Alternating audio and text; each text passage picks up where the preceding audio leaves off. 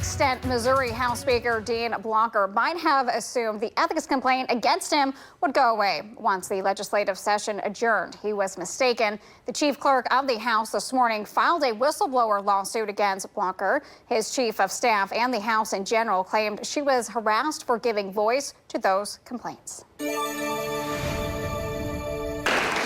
Since the fall of last year, a whirlwind of complaint has surrounded Dean Plocher. Over time, it crystallized into allegations that he sidestepped the House bidding process on an $800,000 software contract sought by a lobbyist and filed a claim to recover travel expenses incurred not by him, but by his campaign. Everything that's in there can be substantiated through emails, recordings.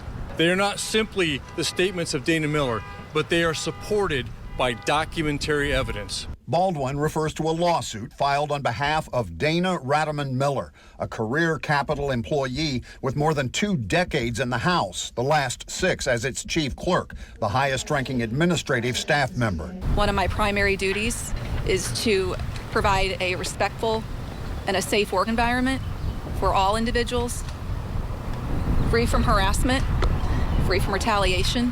Radaman Miller says she was the person who brought it to Plocher's attention that he was over an ethics line. This followed a series of directives and orders with which she felt she could not comply. She says Plocher and his chief of staff, Rod Jetton, a former House Speaker with his own history of misbehavior, threatened her job and her emotional well-being. I got along with the Speaker until I told him no. Listen, I'm shutting this down. You guys don't get it. A candidate for Secretary of State, Plocher during the legislative session was defiant and unresponsive when questioned by Capitol reporters about the situation. Radaman Miller had hoped the House Ethics Committee would take care of the problem. But while issuing a report indicating roadblocks from Plocher and an intimidation of potential witnesses, the panel recommended nothing beyond a public rebuke. If that panel had moved forward with action against the Speaker, would you not have filed your lawsuit? It would have made an impact on what I have to say today. Beyond her own situation, Radaman Miller says the Speaker's office under Plocher fostered a culture of fear within the House, showing disrespect for female members.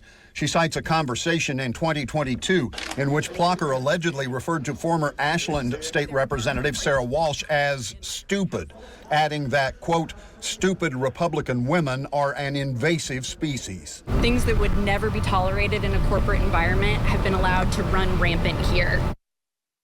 Walsh has provided no response to that revelation, and Plocher has not put out any response to the lawsuit.